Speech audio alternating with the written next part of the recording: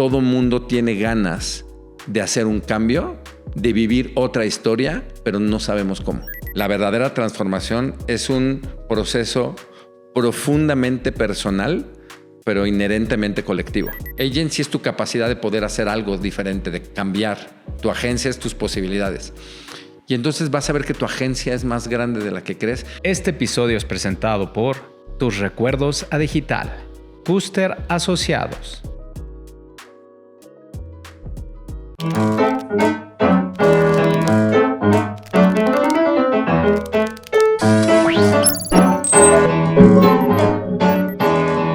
Hola amigos, bienvenidos a otro episodio más de su podcast A Nadie Más Le Importa.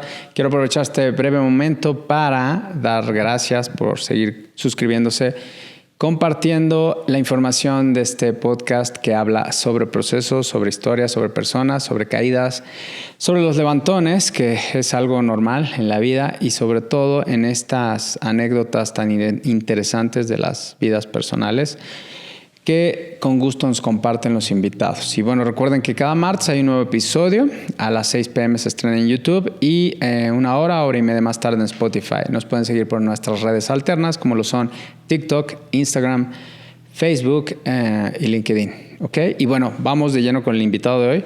El invitado de hoy, tengo el honor y el agrado, es conferencista, es investigador y es consultor, muy dedicado al sector empresarial, pero es una persona muy interesante que nos viene a compartir su proceso, un proceso muy nutrido. Y bueno, me recomendaban mucho que lo invitara y bueno, por fin tengo el honor y coincidimos con su apretada agenda. Y bueno, quiero darle la bienvenida a Willy Azarcoya. ¿Cómo estás, Willy? Bien, gracias, David. Pues nada, gracias a ti. Tu hermano ya había platicado de ti. Tu hermano ya pasó por aquí. Le mandamos un saludo. Y pues bueno, ya es un placer tenerte por acá. Sí, pues él es el rockstar de la familia. Entonces vamos a ver qué podemos hacer. Sí he escuchado otra historia, pero bueno, vamos a la tuya. Pues bueno, vamos al principio. No se vayan. ¿Cómo eras de niño?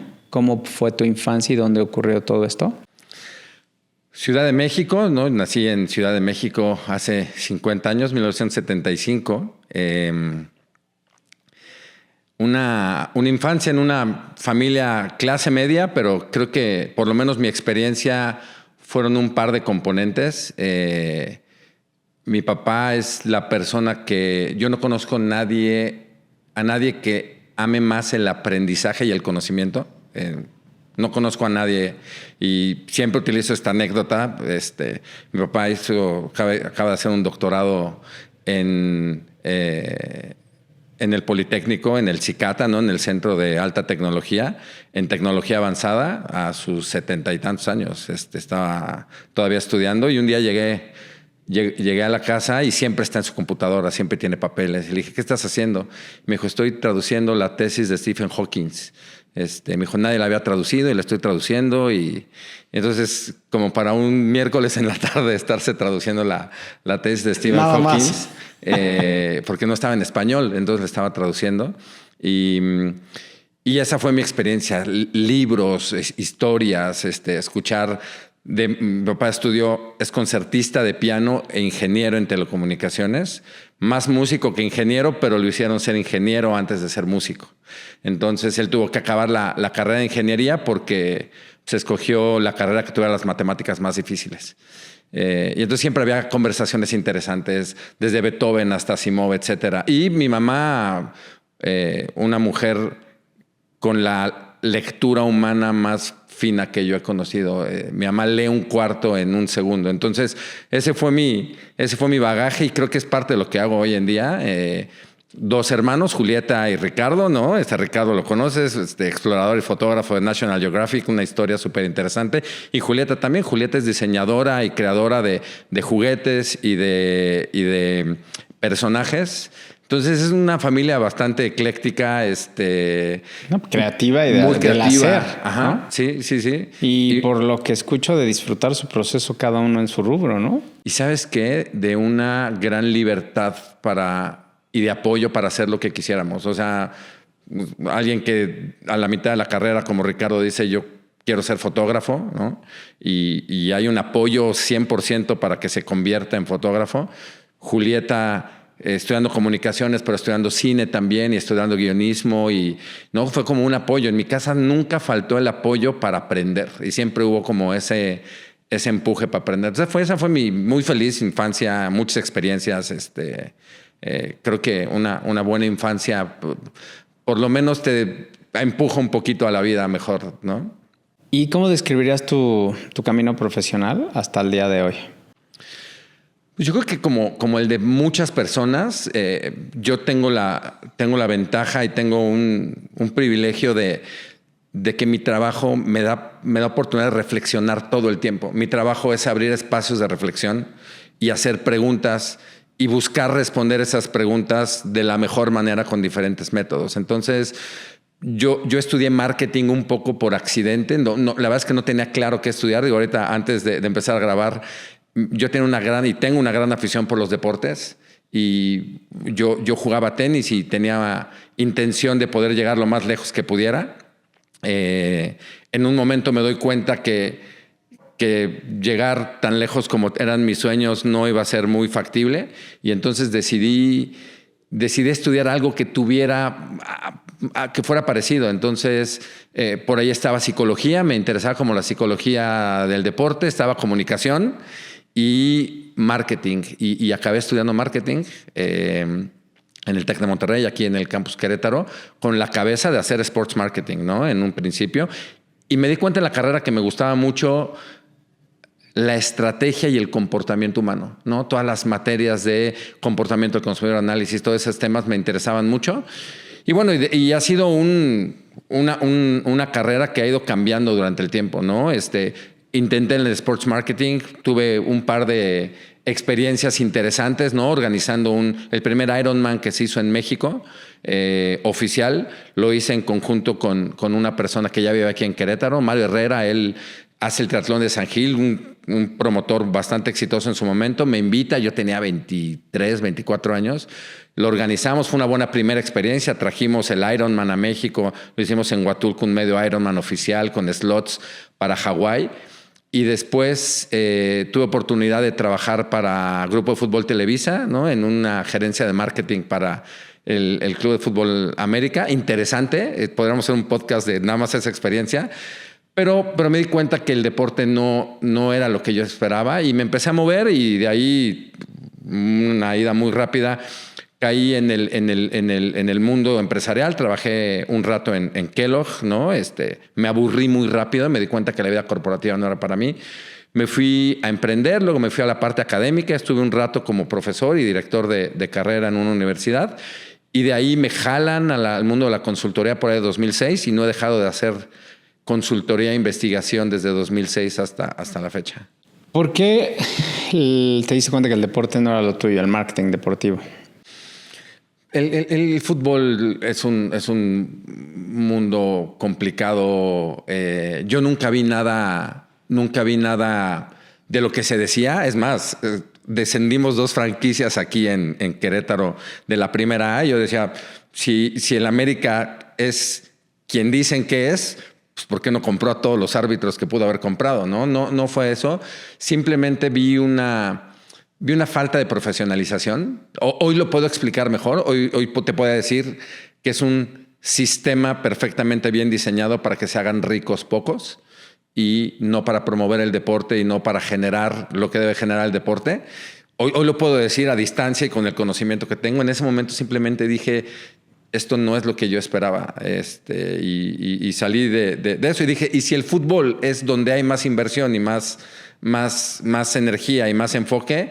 Cualquier otro deporte es empezar desde hasta atrás. Entonces dije, creo que me voy a hacer un lado y me quedaré solamente como practicándolo y como aficionado y ahí cambié de ruta. Pues mira, resumiste lo que acabamos de ver hace 4 días con las 2 selecciones y la federación, pero básicamente resumiste toda la historia del deporte más popular de este país.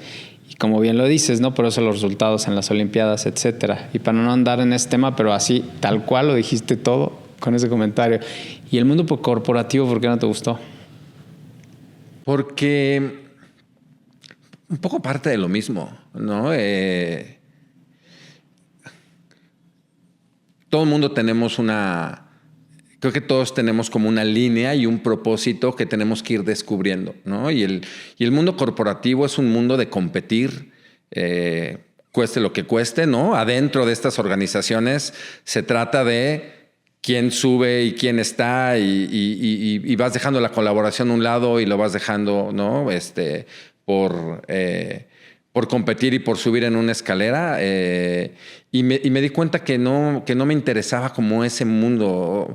Hay un concepto que aprendí hace poco tiempo. Estuve en Japón haciendo un módulo de un programa que estoy haciendo y hay un concepto que los japoneses utilizan y que es bien poco utilizado en management o en las organizaciones, que es el ba. B como B de burro, A, ¿no?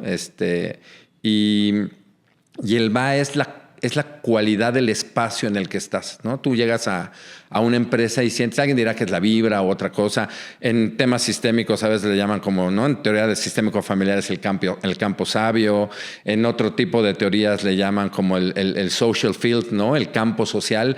Pero tú llegas a un lugar y sientes que hay una energía y eso es por las reglas estructurales escritas y no escritas con las que se relaciona la gente, ¿no? Y el mundo corporativo tiene un va donde se basa en yo primero, antes que tú, me preocupo por mi resultado, cueste lo que cueste. Y esa es la cadena en la que creo que se mueve el capitalismo en general y el mundo corporativo. Y esa es la cualidad. Y yo lo vibré en ese momento y dije, yo no quiero esto, ¿no? Y tomé la decisión de dejarlo porque no estaba feliz. La verdad es que esa es mi explicación. Yo no era feliz en ese mundo. ¿Y qué fue lo que te atrajo del mundo de la consultoría y la investigación? A mí me atrajo y me atrae todavía, creo que son dos cosas. Uno es explicar fenómenos complejos donde los datos no alcanzan para explicarlos, donde los números no alcanzan para explicarlos.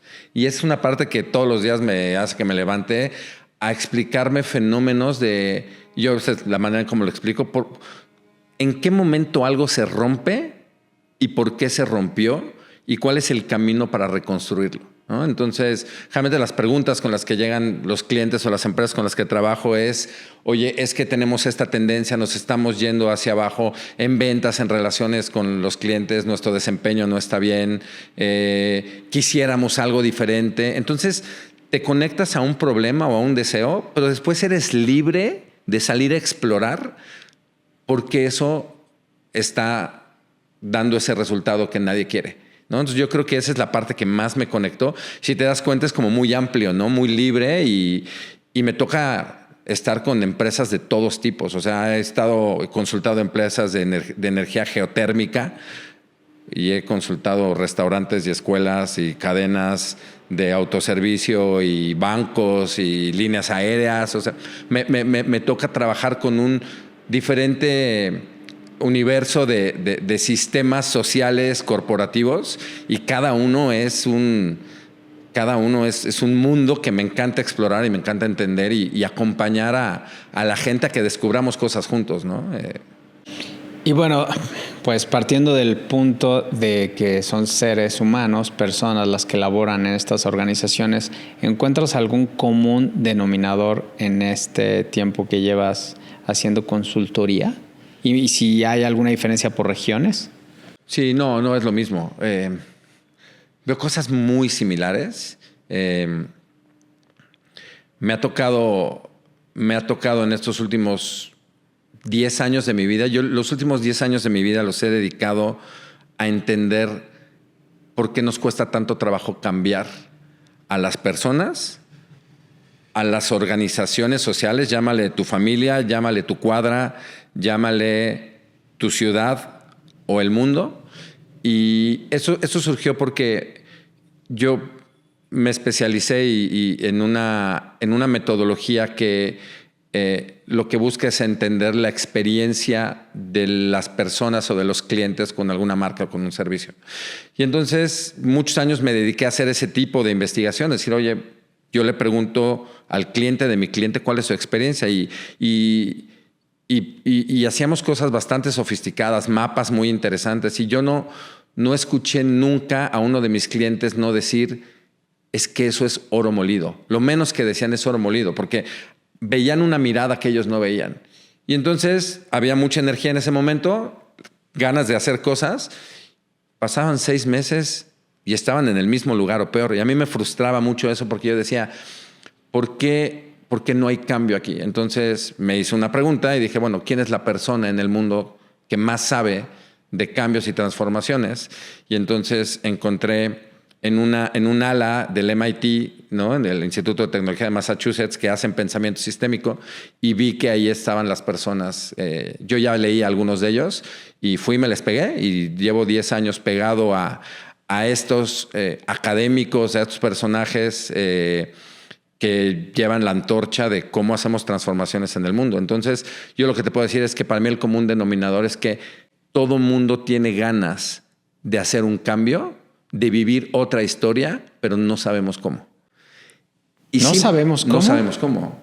Tú ve tu entorno, ¿no? Yo te apuesto que la gente que vive en esta cuadra quiere hacer algo diferente y llevan años intentando y no lo pueden hacer, ¿no?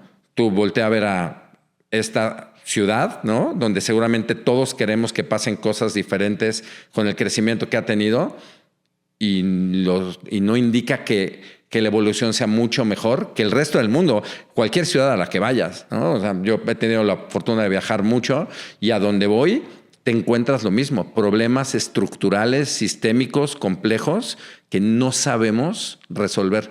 Y yo te diría que esa ignorancia para mí es el común denominador que hoy nos tiene donde nos tiene como humanidad, y que algo tenemos que hacer para darle la vuelta, ¿no? Ese tema es profundo y me gustaría pues ir un poco más ahí. ¿Por qué? O sea, no sabemos cambiar. Bueno, yo tengo una teoría, ¿no? Parte de que inicié este proyecto es porque a nadie más le importa más que a ti, ¿no? O sea, ese es el título y todo el mundo estamos en proceso. Y siempre yo me pregunté, bueno, si quiero hacer algún cambio, empiezo por mí, ¿no? Porque a nadie más le importa más que al personaje protagonista de tu película. Entonces yo siempre he creído en esta parte, en el aprendizaje que llevo, que si quieres cambiar, empiezas por ti. Y creo que empezando por tus hábitos, ¿no? Sí. O sea, por eso cuando dices no sabemos cómo, digo, de plano, o sea, ¿estamos en cero? O si por ahí hay pistas, por ejemplo, una persona que quiere bajar de peso, ¿no? Que es un problema mundial y común, pues tiene que empezar por lo que come, ¿no? Por eso me resulta un poco difícil ese estatuto, pero tú estás aquí para explicarnos. No, es súper buena conversación. A mí no es más bien como que no queremos, pregunto, ¿no? Sí. Y nos da hueva, esa es la verdad, y hacerte cargo de ti cuesta, ¿no? Y cambiar todo este molde que ya traes instalado, ¿no? Como un software superpuesto. Y dices, bueno, sí me gustaría ser como esa persona, pero tengo que hacer todo eso, bye, me bajo. Sí. No, es una súper buena conversación. Déjame te explico por qué digo lo que digo y desde dónde lo digo. Claro. Tú dices, el cambio empieza por uno y no tienes un gramo de mentira en esa declaración que acabas de hacer, ¿no?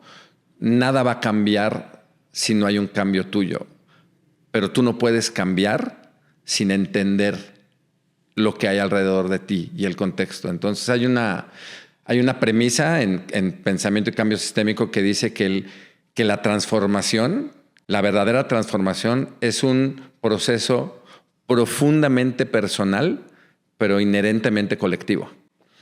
No puedes transformarte si no sales a entender qué hay allá afuera. Porque tú quieres cambiar desde tus supuestos, ¿no? Claro. Yo hoy veo lo que veo y no veo otra cosa. Y cuando tú sales y cuestionas tus supuestos y te das cuenta que hay otras maneras de vivir lo que tú estás viviendo, que además son ciertas y son reales, te das cuenta que tienes un anclaje al pasado, donde tienes juicios, donde tienes creencias ultra profundas y desde ahí operas. Entonces tú tomas acciones y decisiones no desde una libertad, ¿no? Hay perdón si luego utilizo algunos términos como en inglés, voy a intentar traducirlos, pero los tengo más frescos Y a veces hay palabras que traducirlas es complejo, como accountability, ¿no? Sí. Como eres responsable, pero no lo dice muy bien. Pero cuando tú actúas, la pregunta que te tienes que hacer es, ¿estoy actuando o estoy siendo actuado? ¿No? Es un poco la premisa y es, ¿I'm acting or am I being acted upon? ¿No? ¿Estoy actuando desde qué premisas? ¿Estoy siendo actuado cómo? ¿Quién? Y voy a hacer la imagen. ¿Quién está moviendo los hilos? ¿Quién opera? ¿Quién está operando? Y lo que opera es tus creencias conscientes y las inconscientes, ¿no? Yo llevo en un proceso de psicoanálisis 10 años y apenas estoy rascando las capas más superficiales de mi inconsciente. Y de hecho hay una frase de Carl Jung que dice, hasta que no hagas consciente lo inconsciente, seguirás repitiendo eso que te duele o los patrones, algo así dice, y lo llamarás destino. Y eso creo, David, que es esa parte. O sea, ¿a qué le llamas destino? No porque alguien dice, hablando sobre peso, sí, es que tengo 15 kilos de más y es mi destino. Y si en verdad quieres entender el problema sistémico del sobrepeso, tendrías que entender muchas cosas, ¿no? Desde tu parte emocional, desde por qué me da el mantener este peso encima, ¿no? ¿Por qué lo quiero sostener? ¿Qué me da miedo cuando yo tenga el cuerpo que quiero? ¿En qué me voy a convertir? ¿Y qué me da miedo de llegar ahí? Entonces te das cuenta que no es un tema de calorías y de combinar grasas con azúcares y de pararte a las 5 de la mañana y meterte en hielos. Es mucho más profundo, es una mirada más al sistema, ¿no? Y cuáles son mis hábitos y cómo trabajo y mi fuerza de voluntad y de dónde viene. Entonces, resolver un problema tiene muchas más capas de las que nos han enseñado. Ahora imagínate, eso lo pones en una persona y en un problema individual. Arregla el calentamiento global, ¿no? Una empresa, ¿no? Una empresa. Arregla el problema de una empresa que tiene una mala cultura y una cultura en la cual la gente se sale de la empresa. Y entonces el director general se cuenta la historia de que la gente es malagradecida y no se voltea al espejo y decir, ¿cómo yo he creado un sistema para que esto pase? ¿Y cómo yo perpetúo este sistema para que estas condiciones pasen? Esas son las preguntas que nos tenemos que hacer. Cuando hay un problema que no te gusta, no señalas. Te haces la pregunta de cómo yo estoy sosteniendo esto. Nada más que eso duele muchísimo, ¿no? Porque tumbas toda una narrativa de la víctima, ¿no? O de por qué si yo soy tan bueno en lo que hago, ya no me sale. Entonces, es muy complejo. Por eso te decía que no sabemos, porque hay procesos metodológicos para hacer eso, que tampoco es ciencia nuclear, ¿no? O sea, si yo quisiera bajar de peso, tendría que, un buen proceso sería hablar con la gente cercana y decir, oye, ¿tú qué ves en mí? ¿Por qué crees que yo me mantengo con el peso arriba? Uy, pero hacer eso es abrirte. Claro. Pero si te das cuenta la diferencia, claro. ¿Por qué digo lo que digo? Porque entonces te cuentas la historia de que está en tu poder solamente, y no es que no esté en tu poder, pero necesitas ayuda. Es un viaje. Una visión 360 claro. Realmente para que puedas capitalizar, ¿no? Porque sí, ya te entendí. Si tú empiezas y ejecutas, a lo mejor lo estás haciendo desde una óptica errónea y eso a largo plazo no va a durar y se va a caer. Sí. Y retrocedes. El viaje es profundamente personal, pero inherentemente colectivo. Si quieres transformar algo, dale la vuelta, ¿no? Y pregúntale, te digo este ejercicio, ¿por qué crees lo que recibirías de información? Y si además lo haces con mucha curiosidad y sin defenderte, y luego vas con alguien que te ayude y que sepa, y entonces armas un equipo y entonces vas con un psicólogo y vas con un nutriólogo y vas con un preparador físico, y mejor si los sientas a los tres y les dices, oigan, ustedes son el equipo que me va a ayudar a bajar de peso, te apuesto que bajas, sí. ¿no? Pero ve la diferencia. Y los problemas complejos se resuelven así, colectivamente, en espacios de diálogo y de comunicación, para entonces poder co-crear una solución diferente. Eso es lo que no sabemos hacer las personas. Y ya hace rato yo te decía, yo me salí del mundo corporativo por eso. No le podía poner palabras, pero yo decía, es que así no jala. O sea, tú me dices que venda más cereal, 10 o 15... Fíjate, una pregunta que yo les hacía a mis jefes. Me decían, el próximo año tienes que vender 10% más, crecer con tus clientes. Yo les decía, la población va a crecer 10% más o la gente va a comer 10% más de cereal. O sea, ¿por qué me haces? ¿Cuál es la lógica? ¿Cuál es la premisa para que yo tenga que vender más cereal? O sea, ¿qué le voy a decir a mis clientes? Pues entonces les voy a llenar las bodegas y en algún momento ese ciclo se va a romper. No, tenemos que crecer porque son la promesa que le hicimos, y aquí estoy hablando de cualquier empresa, la promesa que le hicimos a los accionistas y tenemos un plan y el valor de la acción y ta. Entonces, esas preguntas y poder mirar las cosas de una manera más sistémica es lo que creo que nos hace falta, ¿no? Entonces, respuesta larga para una pregunta muy, muy puntual, pero creo que esa es mi explicación de por qué no sabemos hacer transformaciones. Y entonces aquí me interesa mucho saber, cuando una empresa te busca para que hagas consultoría y llegas, por ejemplo, con esto que nos estás compartiendo, entran en shock. ¿Cuál es la postura que toma una organización? Que es como sentarte con el papá que lleva un sistema familiar o la mamá y a ver, espérame, ¿cómo? Tú me vas a venir a decir a mí, pues sí me estás contratando por eso, pero ¿cómo afrontas ese momento? Ha de ser complicado, ¿no? Es complicado. Lo primero que yo te digo es que el tipo de consultoría que yo hago, yo jamás me verás anunciado ni marcándole a alguien. A mí la gente me busca. O sea, mi teléfono tiene que sonar. Porque un poco parecido al psicoanálisis, si no hay demanda, no puede haber proceso. O sea, si no hay... Es como alguien pidiendo ayuda a un adicto. Claro, porque tú no puedes ayudar a alguien... Que no quiere. Que no quiere, que no cree que lo necesita y que no es el momento tal vez para que lo haga. Porque como lo platicamos ahorita, la transformación y el cambio tiene un proceso doloroso. Tiene un proceso de soltar para tomar cosas nuevas. Tiene un proceso de que te des cuenta y te estampes de frente o te explote en la cara que lo has hecho mal. Y que lo has hecho mal no por dolo, no porque quieras hacerle daño a nadie, sino porque fuiste inconsciente. Porque lo hiciste desde una inconsciencia de no ver, de no tener un mapa más fino para poder hacerlo. Entonces, yo jamás voy a decirle a alguien, tienes un problema, te voy a ayudar. Así como un psicoanalista no va por la calle diciéndole a alguien, oye, yo creo que tú tienes un comportamiento patológico de tal y te puedo ayudar. Te vas a decir, estás loco, yo estoy perfecto. Lo que necesitas es darte y entonces decir, necesito ayuda. Y entonces puede haber un proceso. Creo que esa es la premisa número 1 para que haya un proceso. Y generalmente mis clientes me buscan con síntomas. Mi trabajo es ayudarlos a entender que ese no es el problema. Eso es un síntoma. Y que nuestro trabajo es ir a explorar cuál es la causa raíz multifactorial, multiactor, sistémica, en el tiempo, que hace que ese comportamiento se siga y se siga y se siga dando. Y entonces, ¿cómo creamos un mecanismo para inhibir que ese sistema siga haciendo eso e intervenir ese sistema para que cambie, ¿no? ¿Cómo complementas la consultoría y la investigación? Para mí la investigación, creo que es un buen foro para platicar.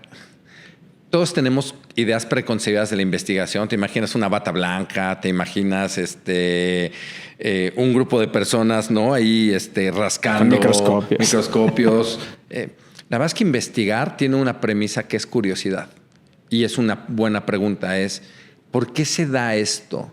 O ¿qué explica que esté pasando tal cosa? O oye, yo no sé quién al final es el que consume mi producto o qué piensa un ciudadano en verdad de su gobierno. Entonces la consultoría y la investigación es un proceso que va de la mano, porque yo soy muy purista en muchas cosas. O sea, si me has escuchado ahorita, trato de ir a las fuentes correctas, de hacer las cosas de la mejor manera posible, ¿no? Seguro en muchas cosas fallo y no me salen bien, pero por lo menos en mi intención está ¿no? Y he hecho cosas bastante radicales en mi vida para encontrar cuál es la mejor manera de intervenir una organización, un sistema, darles un poco de luz, traer información, una perspectiva diferente. Yo creo que la consultoría, como mucha gente lo entiende, es alguien que sabe más que tú o que tiene más experiencia que tú y te va a decir cómo.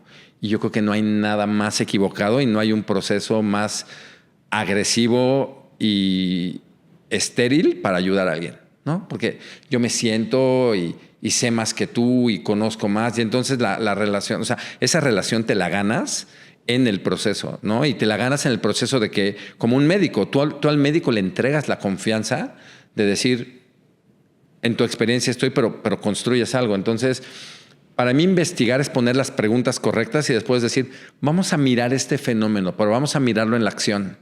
Vamos a ver cómo se comporta este organismo. Vamos a preguntar a las personas, pero luego vamos a observarlas. Y luego entonces, en ese proceso, el director o el dueño de la empresa o el equipo de gerentes con quien esté trabajando se van dando cuenta y van ganando conciencia. Entonces, el cambio se va dando en la acción, ¿no? No son etapas, no es vamos a investigar y obviamente hay procesos de investigación donde pues tengo que salir y preguntarle a muchas personas qué piensan acerca de los podcasts, ¿no? Y cuántos consumes y quién te gusta y por qué lo escuchas y en dónde lo escuchas y tal. Y entonces ya luego puedes tener una conversación con alguien que se dedique a hacer esto y decir, oye, ¿y tú qué pensabas de esto? ¿Y cuál es tu propósito? ¿Y esto cómo te suena? ¿Y con esto qué harías diferente? Pero son procesos que van entretejidos para, otra vez, para que alguien gane perspectiva y gane una mirada más amplia. Y entonces pueda entender qué está pasando. Que para mí es la pregunta, es ¿qué está pasando en mi vida, en mi organización, en mi familia, en mi ciudad? Y entonces, ¿qué quiero hacer al respecto? Y ahí hay procesos de cambio que pueden pasar algo. Entonces, la consultoría es mucho acompañamiento y es abrir espacios y es ayudarle a las organizaciones y a las personas, ¿no? Las organizaciones son personas, a que vean lo que no ven fácilmente. Es igual te digo, yo hago este símil siempre con el psicoanálisis porque es lo mismo que hace un psicoanalista. Te ayuda a ver lo que tú no puedes ver. Le pone como líquido de contraste a tus palabras y te dicen, ¿ya te diste cuenta de esto que estás diciendo?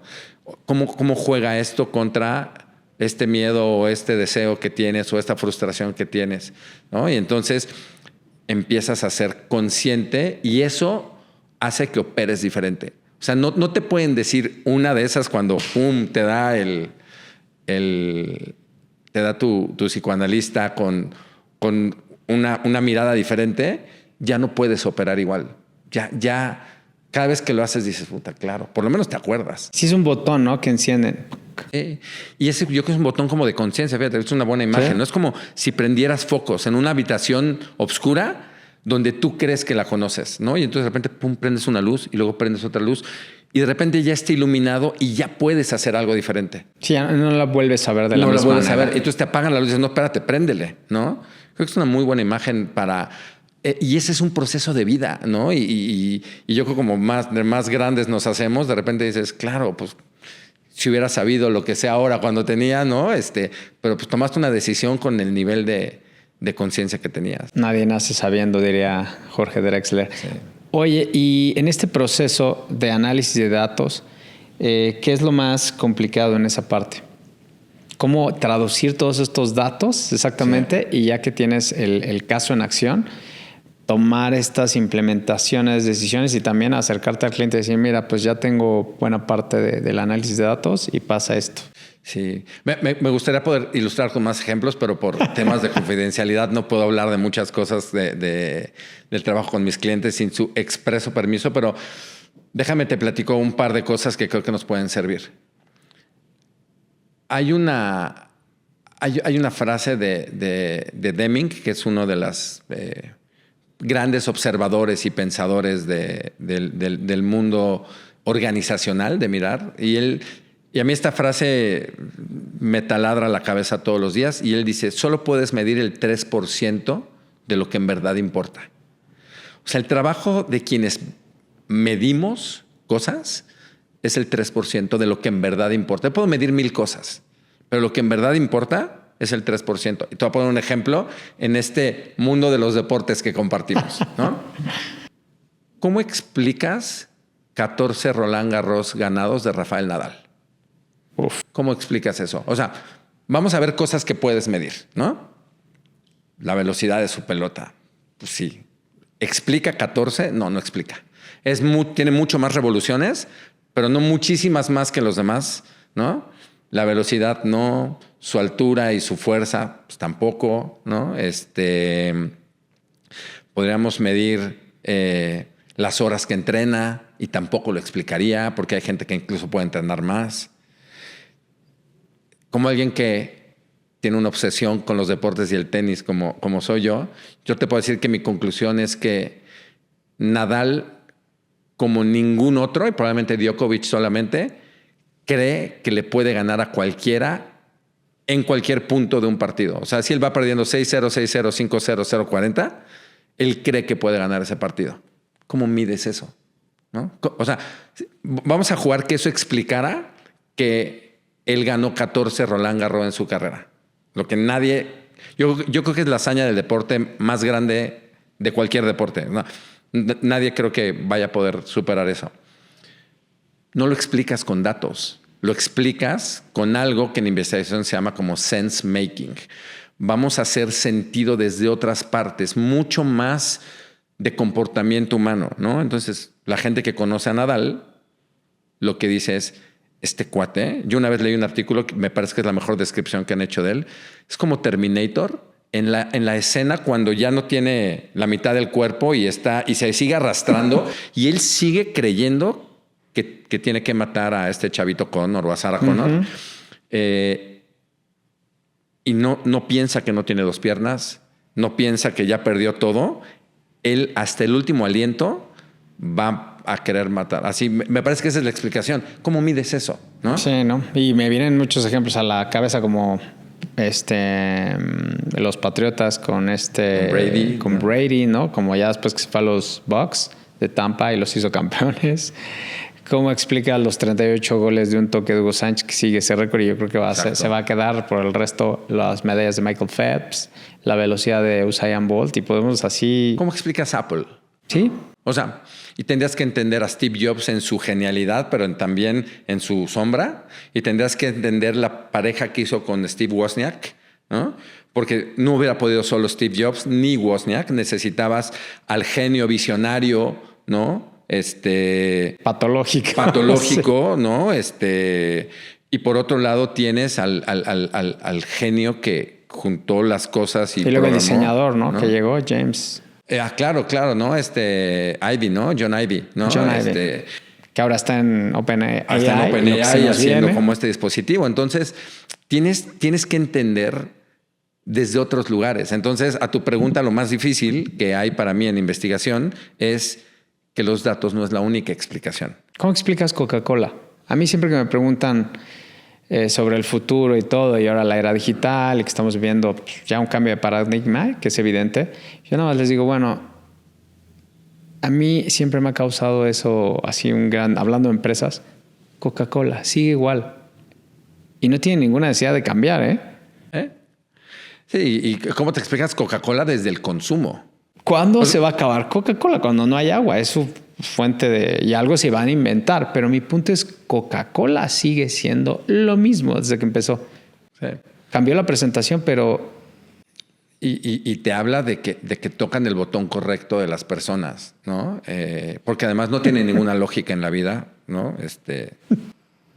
No tomar sé. refresco, ¿no? O sea, no te hace mejor ser humano en la parte saludable. No te da poder. Te da un ratito de placer. Y eso, en temas de adicciones, la descripción de adicción es eso. Es un comportamiento que te genera daño en el largo plazo, pero placer en el corto. ¿Crees que algún día la prohíban? Porque justo así yo la describo. O sea, a nivel mundial también ya sabemos que el azúcar es un tema y eso es lo que provoca. Tendrá que prohibir muchas cosas, digo, porque no solamente es Coca-Cola, ¿no? O sea, debería... Pero es la madre, ¿no? Yo creo de las... Sí, seguramente. O sea, tendrá que prohibir el 97% de las cosas que venden en el Oxxo, ¿no? O sea, porque, o sea, pocas cosas hay ahí que nos hagan bien. Pero habla mucho de las sociedades. Habla mucho de quiénes somos, ¿no? O sea, porque Coca-Cola existe porque existe el consumo. Si no existe el consumo, no existe Coca-Cola. Y el consumo existe porque... ¿qué nos refleja mucho, ¿no? Somos como generaciones Coca-Cola, ¿no? Bueno, y México es el país en el mundo que toma más Coca-Cola per cápita, ¿no? O sea, la gente en Coca-Cola no se explica O ¿qué pasa les aquí? cuesta trabajo decir por qué en México tanto. Se lo explican con la palatabilidad, con el tema de lo picoso, con muchas cosas, ¿no? Pero culturalmente también. Pero lo que dices, ¿cómo te explicas Coca-Cola?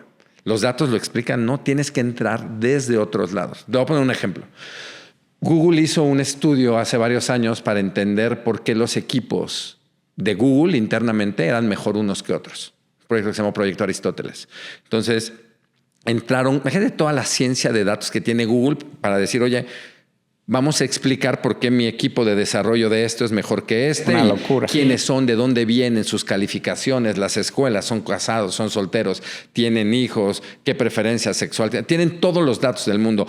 Cuánto tiempo se juntan, se conectan en la madrugada, no se conectan en la madrugada. Ponle todos esos. Y empezaron a intentar decir cuáles eran los mejores equipos. Y les empezó a costar mucho trabajo hacerlo.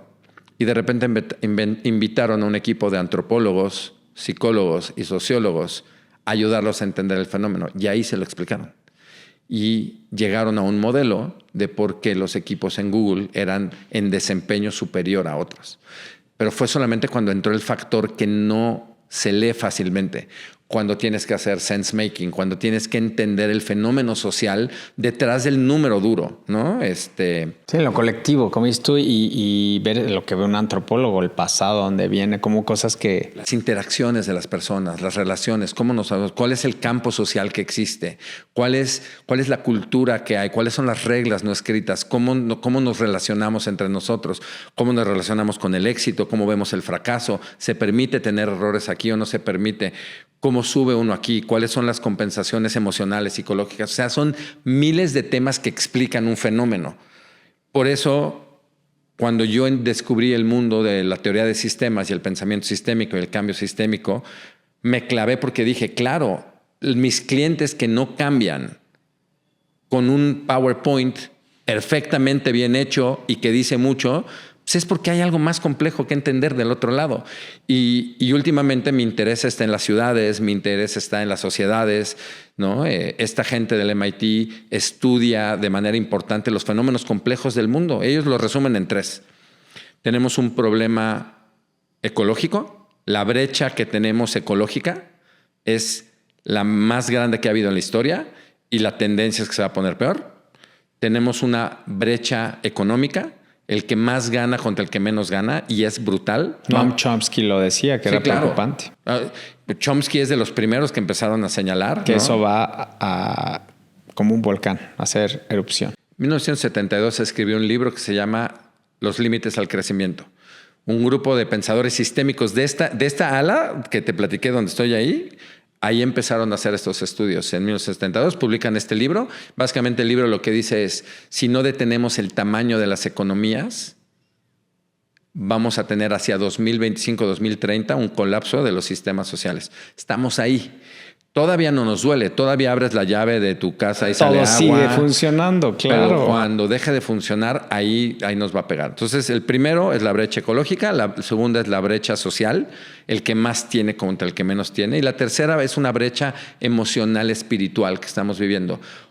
Esos son los 3 grandes problemas. Y esa brecha son las tasas de suicidio de los adolescentes, es la falta de sentido de vida de las personas, son los niveles de depresión y ansiedad en los que vivimos hoy en día, son las personas que no encuentran sentido en lo que están haciendo, y eso es porque vivimos en un mundo con estructuras para eso. Y entonces no, tenemos esas estructuras para hay una explicación a eso. Regreso, ¿no? Tenemos, yo ando pegando aquí al micrófono, tenemos los síntomas, pero tenemos las causas abajo, ¿no? Yo el año pasado estuve en Inglaterra y tuve oportunidad de ir al primer, vamos a llamarle así, ecosistema económico de la revolución industrial para telas de vestido. Para mí fue como si fuera el Google de 1800 y cachito, de 1830, 40, 50, ¿no? Donde lo que veías era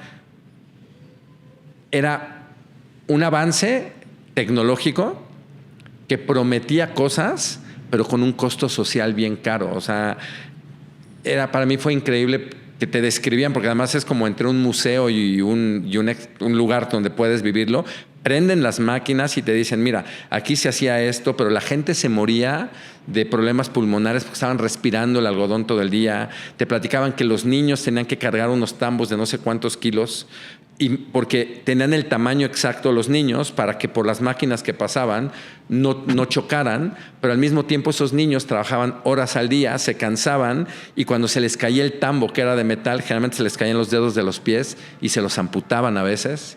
Entonces te das cuenta y dices, ese fue el costo y otros de la revolución industrial, ¿no? Y ahorita también estamos pagando otros. Entonces, no me quiero desviar mucho, pero estos problemas que no nos explicamos, hoy son estos tres, ¿no? El problema, la brecha económica, la brecha espiritual, sentido de vida, y la brecha ecológica, ¿no? Y esos problemas complejos es un lugar en el que me interesa como cada vez hacer más en el futuro, ¿no? Lo corporativo está bien porque tengo 3 hijos que tienen la mala costumbre de comer 3 veces al día, pero ahí hay un mundo que me interesa trabajar. Hoy lo estoy haciendo, pero me interesa mucho más trabajar desde ahí. Oye, y entonces, pues hablando de esta problemática que es evidente y que para todos es visible y pues que en la acción nos importa un poco porque seguimos siendo consumidores, ¿no? Yo creo que son de las cosas que hacemos número 1 todos los días.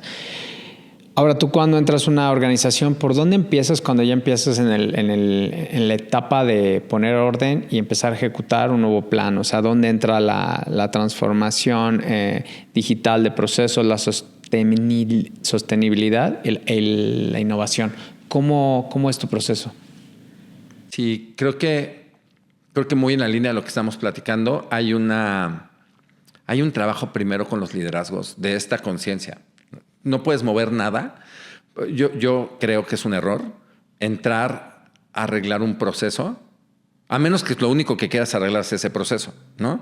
Pero si yo vengo de la religión del pensamiento sistémico, una de las premisas es: no hay tal cosa como arreglar un solo proceso. Le vas a pegar a todo. Y para entender un proceso, otra vez tienes que entender alrededor. Esto es lo que platicamos hace rato.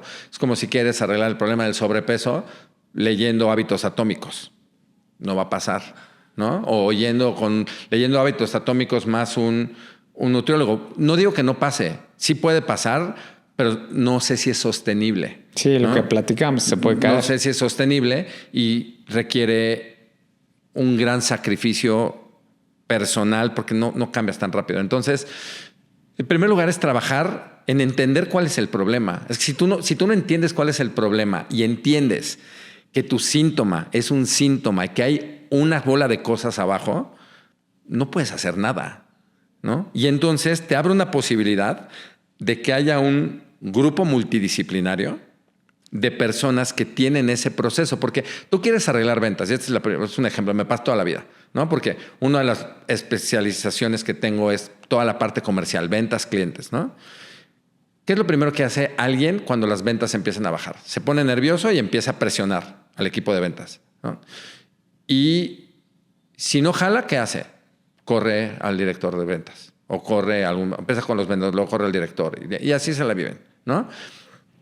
No quiero desviarnos, voy a un paréntesis, pero ¿qué le pasa a nuestra selección o a las Chivas o a cualquier equipo? Piensan que es un problema de esa persona y no voltean a ver el sistema. Dicen, pues claro, esto pasa aunque traigas a Guardiola, ¿no? Porque no es un tema de la persona y eso es el pensamiento cortoplacista que no hace que sea sustentable. Entonces, si tú puedes traer un grupo multidisciplinario a organizarse alrededor de un problema y una pregunta, decir, ¿cómo arreglamos esto? Y les das la posibilidad de que no haya culpables, que haya una corresponsabilidad y que entonces soltemos nuestras defensas y digamos, ¿cómo hacemos que esto mejore? Porque nos interesa a todos. Pones el propósito común en la mesa. El primer lugar para hacer una transformación es una visión compartida. Si no hay visión compartida, no hay ninguna manera. Nada. Y háblalo desde una pareja que dices, casados o no casados, ¿cuál es nuestra visión compartida? ¿Qué queremos construir? Porque otra vez vuelve el pensamiento heredado de te casaste y fuiste feliz para toda la vida, o te divorciaste y nunca más la volviste a ver o lo volviste a ver. No hay nada, es una relación que va a perdurar durante toda la vida, ¿no? Entonces, creo que esa parte es la que nos hace falta hacerla consciente, y es el primer lugar para entrar en una intervención. ¿Cuál es la visión compartida y quiénes participamos aquí? Y entonces, a veces no tienes mucho más que hacer, más que sostener ese espacio y marcar cuando se regresen al patrón de antes. Y esa es tu chamba, ¿no? Wow. Decir, oye, espérense, esto se parece a lo que estábamos haciendo antes. ¿Sabes qué estoy escuchando? Como funciona con un adicto. ¿Cómo un qué, perdón? Como una persona adicta. Sí. Pide ayuda, llegan y empiezan a ordenar. Obviamente es distinto, pero me suena, ¿sabes qué? Ya no podemos más. ¿Qué hacemos? Pero justo empiezas con ese proceso y el pie derecho. Y de ahí viene pues análisis, lo que nos estás compartiendo. Y ahora, ¿hasta qué punto es real este cambio? ¿Y cuánto tarda un cambio en una organización? Ya no se diga una persona, en una organización, de acuerdo a tu experiencia con esta teoría del MIT que me parece maravillosa. Pues mira, es una pregunta, creo que es muy compleja de responder porque vivimos en una continuidad de adaptaciones, ¿no? En un presente que cambia continuamente. El entorno. No estás en el mismo lugar. No quiero ponerme muy filosófico, por eso el dicho zen de que metes una mano al río, la sacas y le metes otra vez y ya no es el mismo río, ¿no? Así es lo mismo. Tú hoy no eres el mismo que eras ayer y lo que quieres cambiar. Entonces, yo creo que es una pregunta constante de cómo acceso a mi mejor futuro posible, ¿no? ¿Cómo creo condiciones para llegar a la versión más evolucionada que me pueda imaginar? Y parte desde imaginarte eso, ¿no? Entonces, no es este tema de, vamos a hacer un cambio. Mira, yo te garantizo que cuando llegues aquí vas a estar transformado. Yo generalmente lo que trabajamos por etapas y por procesos, porque creo que es una manera sana de hacerlo y además como no tan, se me fue la palabra, pero que genere tanto miedo, ¿no? Amenazante para el que lo recibe. Pues llevo 10 años en psicoanálisis y yo no veo para cuándo voy a parar, pero que soy una versión diferente que hace 10 años por mucho. Y un poco la imagen que me comparte y que utilizamos, ¿no? Con mi psicoanalista es como imagínate elipsis. Una espiral. Una espiral. ¿No? Como un resorte, ¿no? Ajá. Tú le vas a dar las mismas vueltas, tus mismos problemas casi toda tu vida. Casi estás sentenciado a vivir tus mismos problemas. Ciclos. Pero lo haces desde un lugar diferente de conciencia. Sí. Entonces vas subiendo. Yo te puedo decir que yo seguramente platico temas parecidos a mi día 1 hace 10 años. Mi psicoanalista es malo para nada. Es buenísimo. Pero hoy tengo otro nivel y hoy me impactan menos, los detengo antes, los vivo diferente y me doy oportunidad de hacer cosas diferentes a las que me daba oportunidad hace 10 años. Entonces, lo mismo pasa. Pero no es fácil decirlo a un director que tiene el siguiente Q y tiene que arreglarlo porque tiene una guillotina encima de la cabeza porque si no le entrega los resultados a los accionistas se va. ¿Qué puedes hacer? Puedes intervenir en algunas cosas, pero él tiene que ser consciente que él tiene que sostener ese cambio y esa transformación porque su organización va a ser diferente. Mañana hay una noticia mundial y te cambia y tienes que ajustar a tu organización. Entonces, más bien es una manera de saber que en la vida nos estamos deslizando en las condiciones que nos dan y que respondemos desde el liderazgo que tenemos, pero el liderazgo entendido como entiendo lo que está pasando. No es mi concepción de toda la vida, es una curiosidad por irle a preguntar a las otras personas.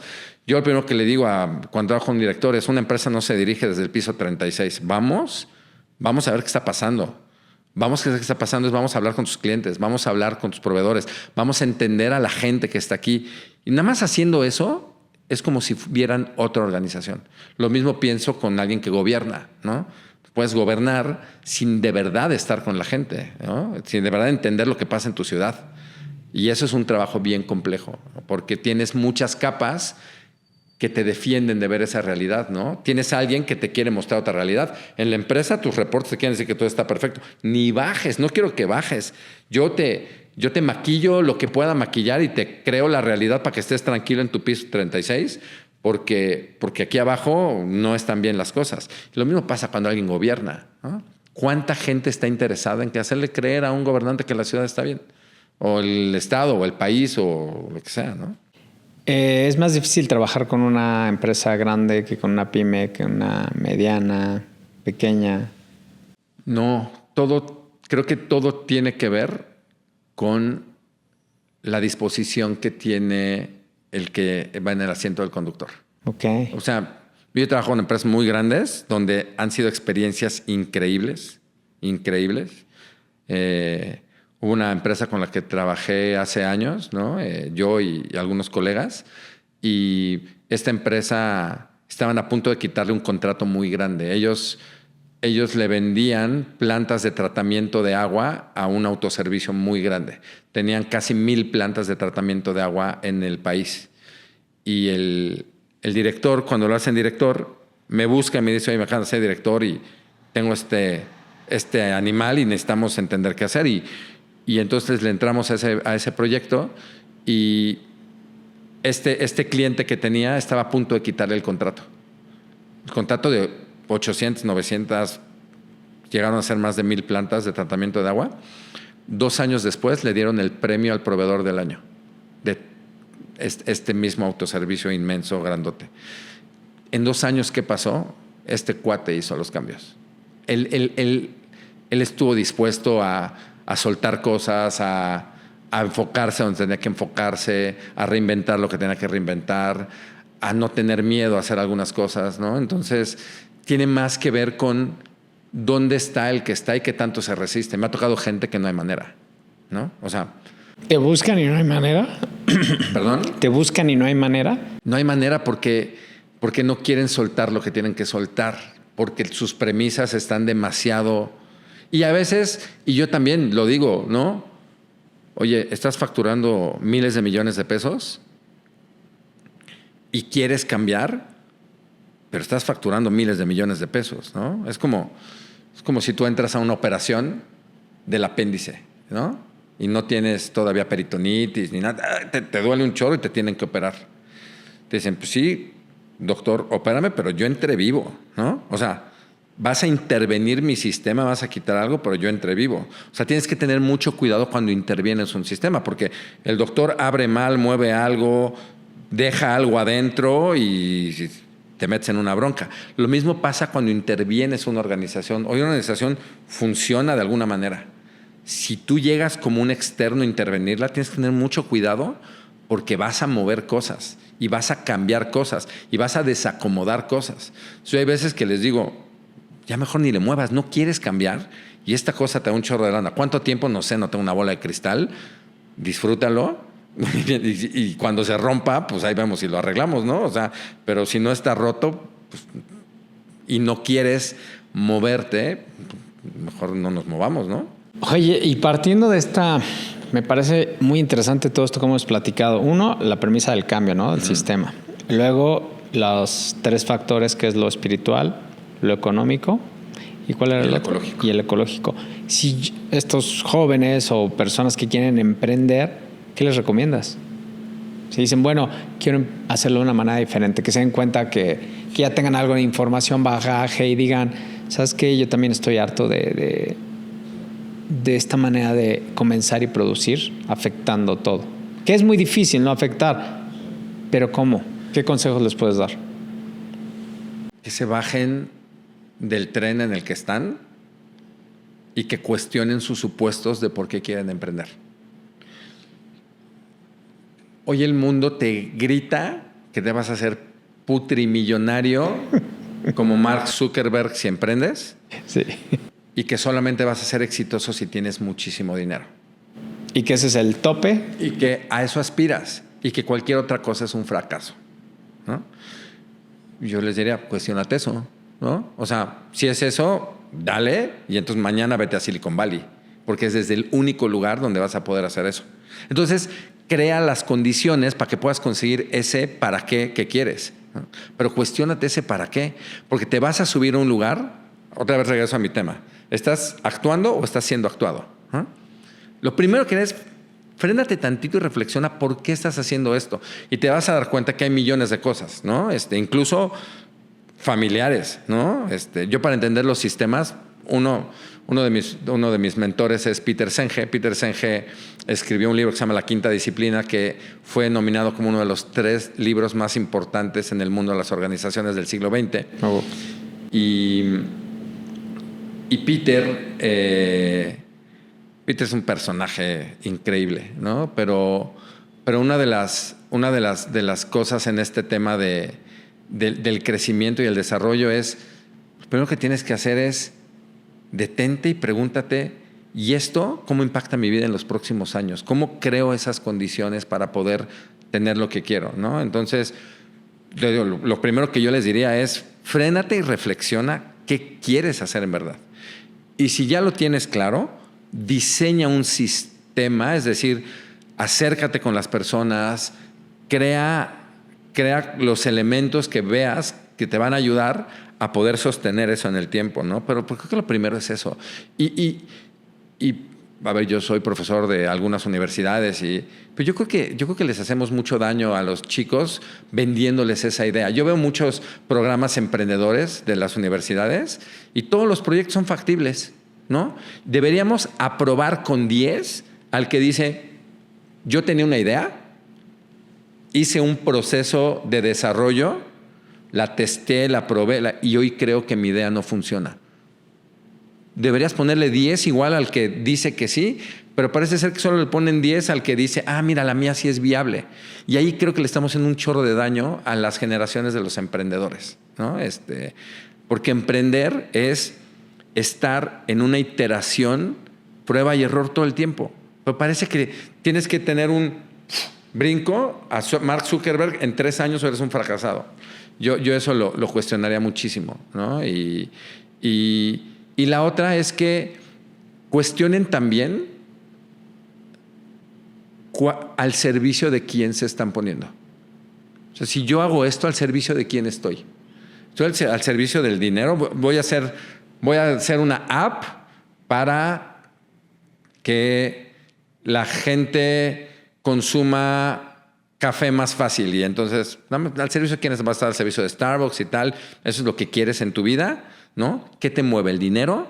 ¿O no? ¿O prefieres? ¿Y qué quieres? Diseña tu vida. ¿Quieres más tiempo libre? ¿No? A mí siempre me cuestionan, oye, ¿por qué no creces más? Porque no quiero, porque mi vida es muy buena para mí. Tengo tiempo libre, viajo, estudio, puedo irme, acabo de regresar, estuve casi un mes en Brasil y estuve casi un mes en Japón hace 3 meses, ¿no? En un programa con Henry Mintzberg, que no he hablado de Mintzberg, pero Mintzberg es otra vaca sagrada, ¿no? Del management y del liderazgo. Y si yo facturo más, no voy a poder hacer eso y no hay dinero que pague eso. Entonces, limito mi crecimiento y le doy tiempo a lo que quiero. Llevo a mi hija a la escuela en la tarde a sus clases, platico con mis hijos y les doy tiempo de calidad del que pueda. Entonces, creo que tenemos que preguntarnos las cosas. Porque si no te metes en un tren de algo que no es lo que quieres hacer. Y yo veo un grave problema en el emprendimiento hoy en día. Todo el mundo quiere la portada de Fortune y Forbes. Y eso nunca ha hecho más feliz a nadie, ¿eh? Eso sí les puedo decir. Pero lo venden muy bien, ¿no? Se vende bien. Te hace feliz un rato, ¿no? Yo creo que está padre salir ¿no? Pero ¿para el servicio de qué? ¿Qué estás aportando? ¿No? Yo creo que hay muchos problemas que arreglar, ¿no? Yo creo que sí se viene una década muy difícil en la humanidad. Creo que estamos viviendo temas muy oscuros donde como hay un concepto en teoría de sistemas que se llaman como weak signals, ¿no? Son señales débiles y no nos damos cuenta porque estamos distraídos, ¿no? Hace poco me invitaron a una plática con un grupo de inversionistas y de grandes empresarios y les daban tendencias, ¿no? Fue gente de Deloitte y de otros lados y me dijeron, ¿cómo se llama tu ponencia? Y le puse, esa plática se llamó Distraídos, Divididos y Ausentes, ¿no? Y un poco lo que hablaba era de eso, ¿no? tu atención no está donde debe de estar, ¿no? Entonces yo creo que hay muchos problemas que arreglar. Vivimos en tiempos oscuros, estamos muy distraídos, no nos damos cuenta de lo que pasa en nuestro entorno. También estamos muy distraídos porque las empresas y el mundo digital así lo está dictando. No, seguro. Tú que estás ahí en el mundo empresarial, ¿cuál es el futuro de las empresas? ¿Hacia dónde crees que vayan? ¿Dónde estaban cuando empezaste y hacia dónde vamos? A mí me preocupa mucho que se esté perdiendo el tema, voy a llamarlo así, artesanal. Nos estamos convirtiendo en una sociedad de consumidores y usuarios. Sí. Pero no creamos nada. Y voy a poner el ejemplo de lo más simple. No estoy hablando de crear, como Leonardo da Vinci. ¿Cuánta gente ya no se cocina? Sí. Somos usuarios de Rappi o de Uber Eats y consumidores. Y para mí esa es una tragedia. ¿Cuántos niños en su escuela son usuarios y consumidores? ¿Cuántos crean algo? ¿No? Mis hijos van en un sistema escolar que se llama Waldorf. Son escuelas fuera del sistema educativo tradicional. Son escuelas muy humanistas porque el fundador, que me parece que es un genio del siglo pasado, Rudolf Steiner, que vivió entre 1870 y 1920, él predijo lo que está pasando desde ahí porque ya lo veías. La revolución industrial ya te enseñó para dónde iba el mundo. Y ahorita es inteligencia artificial, pero antes fue lo mismo. Así es. Y eso me parece una tragedia porque entonces las empresas cada vez van a utilizar a menos personas porque la IA en verdad va a hacer cosas. Por el cambio de era. Y entonces, un poco como dice Yuval Noah Harari, que vamos a tener una sociedad de useless people, como le llaman, ¿no? Sí. O sea, gente que no sirve, porque entonces, nada más va a servir para consumir. Para consumir y para ser usuarios y para tener una renta, ¿no? Que te mantenga en mundos virtuales y en videojuegos. Y entonces, ¿dónde está el poder creador? Yo creo que la revolución que tenemos que estar haciendo es a consumir local, a consumirle a la gente de junto, a tú producir tus cosas, a cocinarte, a tener un huertito y poder, ¿no? O sea, a pintar, escuchar música, a hacer arte, a platicar con la gente, a salirte de tus aplicaciones, exacto, a volver a hacer comunidad. Digo, seguramente el tiempo se nos está acabando, pero en el programa que estoy haciendo, que es un máster, pero no es un máster, es mucho más, no por el grado, la verdad es que a mí nunca me han importado los grados, me importa como la experiencia, pero yo he estado explorando el tema de la comunidad y el voluntariado. Y hay una crisis de voluntarios en el mundo. Sí. No estamos haciendo nada por nuestra comunidad, simplemente, y a mí me parece que este lugar donde estamos grabando ahorita han hecho un gran trabajo por rescatar un barrio, ustedes mismos, los que viven aquí, ¿no? Aquí, ¿cuál es el nombre técnico? Jabonera. En la Jabonera, pero todo el barrio es el... la onda creativa. Sí, como... Ajá. Y todo el trabajo que han hecho todos ustedes, ¿no? Mónica, Mara, ustedes, la gente que vive aquí, los la vecinos. Banda creativa. La banda creativa, ¿no? Pero es porque sueltas el teléfono y te juntas con las personas a ver qué hacemos. Entonces, yo sí veo un futuro, no quiero decir que distópico, pero sí muy complejo porque no nos damos cuenta de lo que estamos perdiendo. Y estamos perdiendo la capacidad de crear comunidad, de hacer, de poder tener un tejido social mucho más sano, una vida comunitaria diferente, que aleje los problemas que se nos vienen. ¿Cómo vamos a resolver los problemas ecológicos que tenemos? ¿Cómo nos vamos a compartir el agua? Por ejemplo, ¿no? Pregunta. Sí. ¿No? ¿Cómo? Y entonces, ¿qué? ¿Vamos a voltear al gobierno y a decirle, ay, ¿ustedes no me dan el agua? O sea, me parece muy, muy pobre esa postura y me parece muy hasta inculta, ilógica, falta de conciencia de decir, pues claro que no, es un problema que están viviendo aquí y que lo va a vivir. Dime cuál es la mejor ciudad del mundo, la que quieras. Zurich va a tener esa bronca. El tema es cómo se están organizando para resolverlo diferente. Y aquí, ¿en qué nos estamos peleando socialmente el país? ¿No? ¿Quién tiene la culpa? ¿No? Porque ya estamos ya aquí llevan más, Morena lleva su tiempo. Entonces, al principio no había, la culpa sigue siendo, pero ahora ¿de quién es?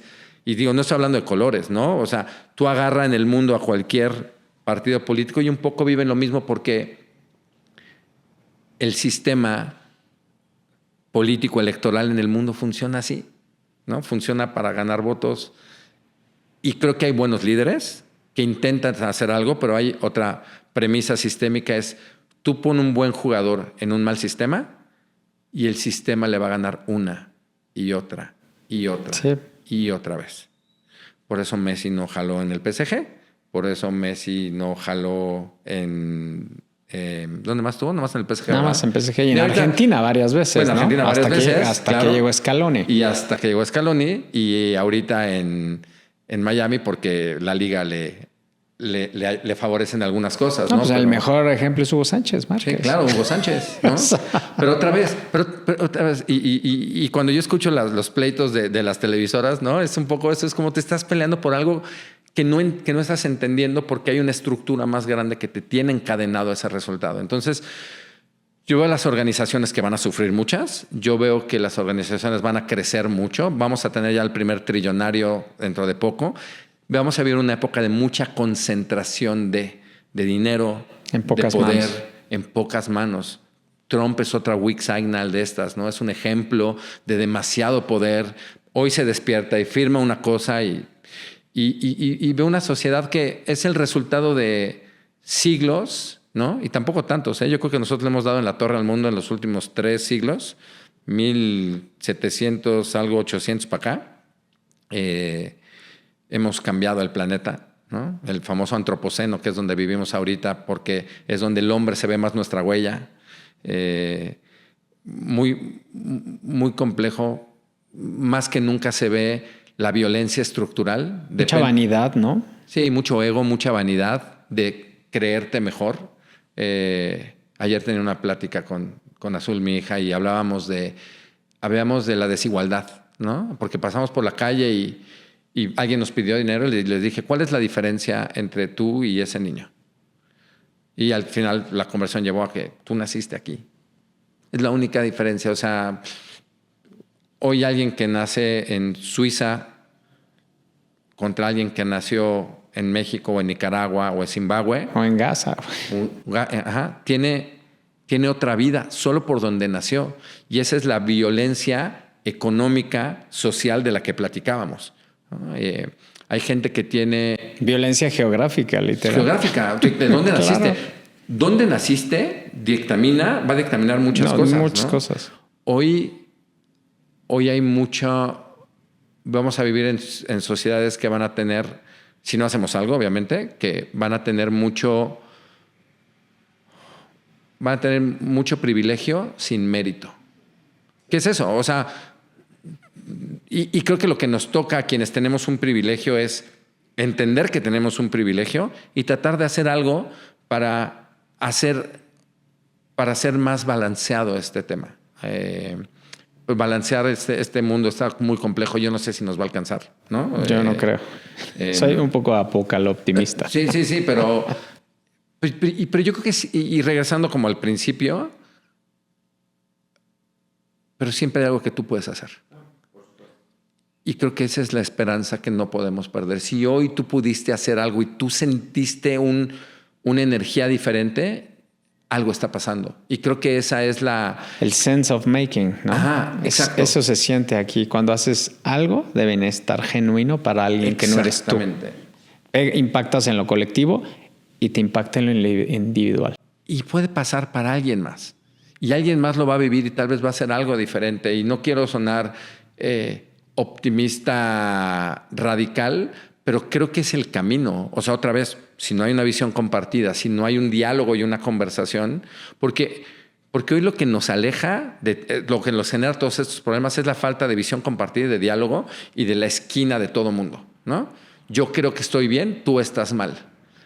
Y nada más cambiar ese y decir, tú tienes una mirada de esto y yo tengo una. Y hay muchas otras. ¿Por qué no entendemos en verdad qué está pasando, no? Otra de mis mentoras es Darcy Winslow. Darcy fue directora de marketing de Nike a nivel mundial. Y de ser la directora, la que tenía todo el presupuesto de Nike, Darcy le dan el proyecto de sostenibilidad de Nike, de cómo hacer a Nike más sostenible en cuanto a los materiales que utilizaba. Lo cual en ese nivel es un suicidio no corporativo, porque te estás moviendo a una posición nueva. Darcy hizo algo increíble que fue, no solamente cambió la cadena de suministro de Nike, es decir, los componentes que utilizaban. El gas, por ejemplo, que utilizaban los Nike Air es el gas más agresivo a la capa de ozono. Wow. Y Nike no sabía. Otra vez, la inconsciencia, ¿no? Y pensar en, pues estoy desarrollando lo que sea. No solamente cambió la cadena, no solamente hizo una empresa mucho más amigable, sino que además hizo un colectivo con todas las otras empresas como Nike, Puma, Adidas, Lotto, tal, donde dijo, aquí está lo que nosotros sabemos. ¿Por qué no nos sentamos todos para hacer mejor esto? Y eso es pensar en ecosistemas. Eso es pensar en la colaboración radical que sí se puede tener. Y que, regreso al principio, no sabemos hacer eso. No sabemos. Tú sientas unas personas y diles, pónganse de acuerdo. Y tenemos modelos súper chafas de películas, de novelas, o sea, no tenemos referentes de cómo se pone de acuerdo la gente. No tenemos referentes, no tienes de dónde agarrarte. Yo llevo 10 años dedicando mi vida a entender eso, ¿no?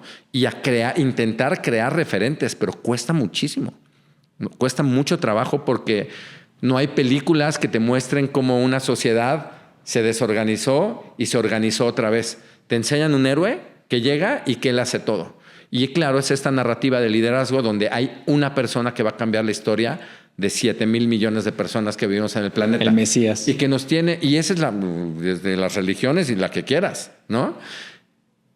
Y tenemos que cambiar esa narrativa y esa historia. Y es un poco lo que yo he estado haciendo, ¿no? O sea, en mi pequeño ecosistema, socialmente, ¿no? Participar en las ONGs que pueda, transmitir este conocimiento, ¿no? O sea, le he invertido mucho tiempo y mucha lana, pero el que me pregunta le digo, te ayudo, ¿no? O sea, en el tiempo que tengo trato de hacerlo. Y yo creo que es eso. Creo que es un proceso de curiosidad de cómo podemos hacer algo mejor y diferente. Y al final, yo te diría que a todos nos importa. Claro, aunque pareciera que no. Aunque pareciera que a nadie le importa. A todos nos importa, pero no sabemos cómo. Es abrir los sistemas, ¿no? Esa es la tarea complicada. Sí. Yo me acuerdo que hice mi tesis en el 98 y usé una teoría de la escuela de Frankfurt, de Marx Horkheimer, son alemanes, y decían que el costo más fuerte de tratar de cambiar el establishment son los moldes. Es altísimo el costo. Entonces, esto que estás explicando me resuena muchísimo eso porque así es. O sea, a ver, cambia ese molde. Como es un sistema y todos somos parte de muchos sistemas, ¿no? Y somos parte de un sistema gigante, ¿no? Pero, pues a pesar de que somos una sociedad, una civilización, una cultura, un grupo de personas, pues vivimos en este planeta y no nos queda claro. Pensamos que es nuestro y pensamos que los recursos son ilimitados. Es algo que pues, tú y yo somos contemporáneos. Yo me acuerdo cuando pasó lo de Chernobyl, me paniqué durísimo. ¿Y ya cuántas décadas tiene? Y no pasó nada y sigue sin pasar nada. Yo sí creo que viene algo muy fuerte. Y cambiando de tema un poquito, ¿qué te inspira hoy? Yo creo que compartimos eso, ¿no? Quienes somos papás y ya viendo la vida desde el 5º piso, ves cosas diferentes. No, a mí siempre me ha movido, y regreso un poco al inicio, ¿no? Como esa curiosidad intelectual que le vi a mi papá y que le sigo viendo, ¿no? Como saber que puedes aprender más y que cada vez sabes menos. Pero para mí es como si te abrieran cortinas, ¿no? Como que sientes que llegaste a algo y aprendes algo que no, y te abre otro, y avanzas otro pedacito, ¿no? Yo sí creo que es un momento en el que tenemos que operar y hacer cosas diferentes. Y creo que el mundo nos está demandando hacer algo diferente. Y creo que está al alcance de nuestras manos, aunque es muy difícil, y es cambiar desde dónde operamos, ¿no? Los supuestos desde dónde operamos. Y entonces lo que me motiva es eso. La educación siempre me ha gustado. Me parece que es... Y la educación vista como un proceso continuo de transformación humana y de ganar capacidades para mover el mundo, ¿no? Para cambiar para cambiar las realidades que tenemos. Entonces me mueve eso y me mueve poner lo que pueda poner para que mis hijos tengan las herramientas personales y que puedan tener un mejor entorno y que puedan ser muestra, ¿no? de eso. Y eso lo respiran en la casa, ¿no? La educación es el ejemplo y es eso que no se ve, ¿no? Y eso me motiva a intentar ser lo más congruente que pueda. Y eso es muy difícil para tratar de generar un cambio positivo, ¿no? Y eso puede ser en una empresa, ¿no? Porque ves que hay un cambio, ves personas que dicen, oye, ahora sé cómo resolver problemas diferente. O lo puedes ver interactuando con la sociedad o con el gobierno o desde la parte académica, ¿no? Pues decir, vamos a hacer las cosas diferentes. Porque yo creo que ese ha sido mi gran regalo de vida, el poderme estar cerca de quienes más han aprendido en el mundo para poder resolver problemas complejos. Y lo he visto como un practicante, ¿eh? No, cero me considero un experto. Es más, me gusta estar donde estoy, me gusta estar intentando hacer cosas y regarla, ¿no? Y no es una parte académica solamente, sino vamos a intentar cambiar. Y eso arranca con tu casa, ¿no? Cómo llevas la relación con tus hijos, ¿no? Con la mamá de tus hijos, con tus vecinos. Yo creo que eso es lo que me mueve. Yo creo que viene una época de más conciencia. Yo creo que van a haber más. El otro día estaba platicando con un buen amigo, Rodolfo Loyola, queretano, también una persona muy, muy metida en estos temas. Y con Mara tenemos una conversación y hablamos de carboncitos, ¿no? Hay muchos carboncitos prendidos. Yo también lo creo aquí en la ciudad. En la ciudad. Y el chiste es que se junten los carboncitos. Y esos carboncitos incluye a todo el mundo, ¿eh?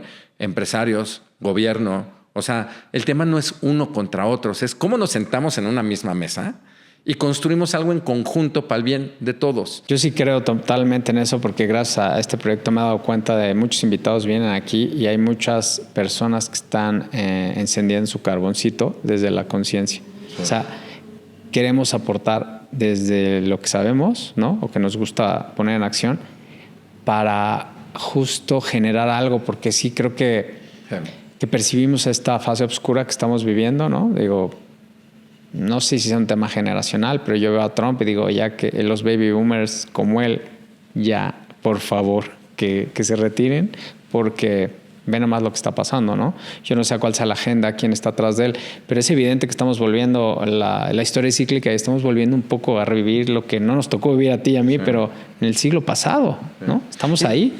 Y Trump es un síntoma, ¿eh? O sea, porque otra vez, la gente, este tema es delicado, ¿no? Pero con la muerte de Charlie Kirk, ¿no? Este chavo que era ultraderechista, muy defensor de Trump. No quiero entrar en quién está bien y quién está mal, pero quiero pensar que sí fue asesinado por alguien que pensaba diferente a él, no que fue un movimiento perpetuo, interno ahí, claro, de como las Torres Gemelas, de ellos mismos, ¿no? Vamos a pensar que sí fue un antagonista. Y si el antagonista lo hizo, no vas a acabar con eso, ¿no? O sea, es un síntoma de muchos otros que hay y entonces tal vez le diste más fuerza a las ideas que tú querías terminar desde tu manera de concebirlo. Y así creo que pasa con Trump y con muchos de los líderes a nivel mundial que tenemos, son síntomas de nuestras sociedades. Y hasta que no entiendas que ese síntoma se arregla desde otros lados, ¿no? Un poco como hablábamos hace rato, que creo que ni concluí mi ejemplo de ventas, pero sí, si tú quieres arreglar las ventas, no se arreglan en ventas, solamente. Tienes que entrar en el otro lado. Es como si tienes un problema en la piel y te pones cremas nada más, sí, ¿no? Necesitas entrar desde otro lado. Probablemente es tu alimentación, probablemente es tus pensamientos, probablemente es el nivel de estrés que tienes combinado con tu alimentación, combinado con, ¿no?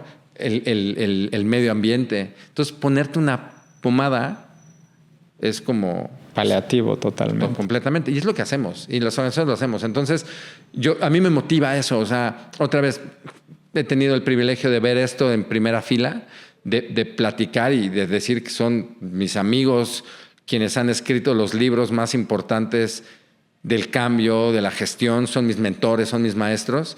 y compartir esto es algo que seguramente será mi trabajo de mi siguiente década, por lo menos, ¿no? Decir, y de seguirlo intentando hacer, porque tú no puedes cambiar algo, tú no puedes entender un sistema si no lo intentas cambiar.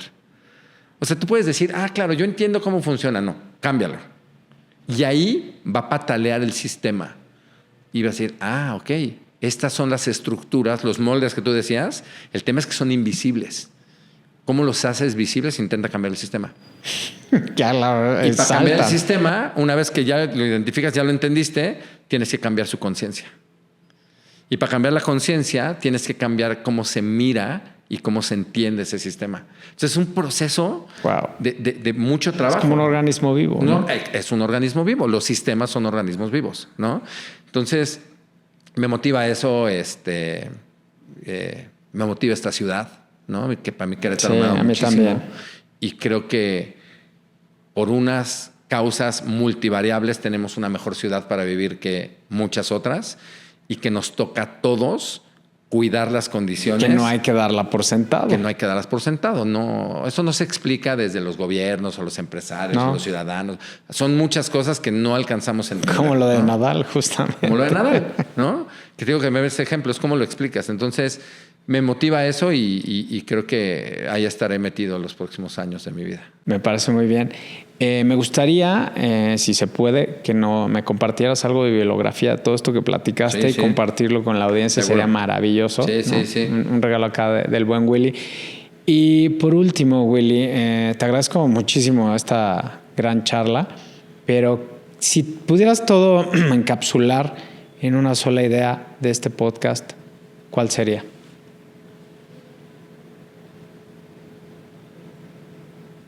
Yo creo que lo pondría de la siguiente manera. Hay más posibilidades de las que vivimos y de las que creemos que existen, ¿no? Hay mejores futuros posibles, ¿no? En tu vida personal, en tu vida familiar, en tu vida empresarial, en la ciudad que vivimos, en el estado, en el país que vivimos. Entonces, para mí la primera idea es, hay más posibilidades de las que vemos, ¿no? Yo creo que todos queremos una mejor posibilidad, pero trabajar para eso es un componente, como decíamos, muy personal, de que te des la oportunidad de cuestionar esos supuestos en los que navegas y que te acompañes de más personas. Y entonces te vas a ir acercando a ese futuro. Y a mí eso me llena de energía, ¿no? Porque si alguien que está escuchando este podcast se sienta al final y agarra un hoja en blanco y dice, ¿cuál es mi mejor futuro posible? Como empresario, como papá, mamá, como vecino, como ciudadano, como trabajador, como jefe de alguien, y lo escribe, ¿no? Ahí estás haciendo un acto de intencionar algo. Y luego es, ok, ¿dónde pongo mi atención? ¿Qué tengo que hacer para trabajar eso? ¿Con quién tengo que platicar? ¿Quiénes son mis acompañantes? ¿Qué estoy haciendo bien que tengo que mantener y qué estoy haciendo mal que tengo que cambiar? Y vas y platicas con gente. Eso te da este concepto que en español no lo usamos mucho, que es agencia, como agency en inglés. Agency es tu capacidad de poder hacer algo diferente, de cambiar. Tu agencia es tus posibilidades. Y entonces vas a ver que tu agencia es más grande de la que crees y que te puedes acercar a eso, ¿no? Entonces, yo le resumiría con eso, ¿no? Hay más de lo que estamos viendo, ¿no? Y lo podemos accesar, pero la chamba es tuya de ir y hacerlo con otros, colaborando, haciendo las preguntas y decir, ¿qué tengo que soltar y qué quiero que aparezca, ¿no? O sea, y todo esto que estoy diciendo son herramientas de cambio sistémico, ¿eh? No estoy hablando poesía, en verdad es pues, que tengo que soltar. Oye, pues es que hoy mis clientes se están yendo. Pues, ¿qué tienes que hacer para que no se vayan? ¿Qué tienes que soltar? ¿No? ¿Qué botón apago? ¿Qué botón prendo? Sí, como esta imagen que decías, ¿no? Pero creo que y me parece una buena imagen, como hay algo más allá y sí está accesible. Tal vez va a costar tiempo y años, pero entre más personas nos sintonicemos y hagamos conciencia desde donde, de lo que nos mantiene atrapados, vamos a poder hacer cosas diferentes. Hombre, pues me quedo con eso y con muchas cosas que charlamos. Y te quiero dar las gracias otra vez, Willy. No, gracias, David. Que no sea la primera vez que nos visites. Platiquemos más veces. Le damos doble clic y profundizamos alguno de estos temas. Sí, porque de verdad sí es algo que a mí me movió para empezar este proyecto y con esta charla totalmente confirmo que no estaba equivocado. Estamos en una etapa donde necesitamos hacer un cambio de conciencia, ¿no? Una pequeña, no sé si la palabra sea revolución, pero sí necesitamos comprender este nuevo entorno en el que estamos viviendo. Nos tocó este cambio de era a nosotros, punto. Y o somos protagonistas o somos ni siquiera actores secundarios, simplemente alguien más que va a pasar por ahí. Como dices tú, ¿somos usuarios? Sí, somos usuarios y consumidores. O somos protagonistas. Sí. Entonces, creo que es un buen momento, igual donde vivimos, y pues muchas gracias porque nos quedamos de verdad, yo creo que la audiencia también y yo, con muchas ideas para reflexionar y para tomar conciencia y acción. Y esta bibliografía, pues muchas gracias porque nos va a servir mucho, ¿no? Sí, para gracias. abrir nuestro conocimiento.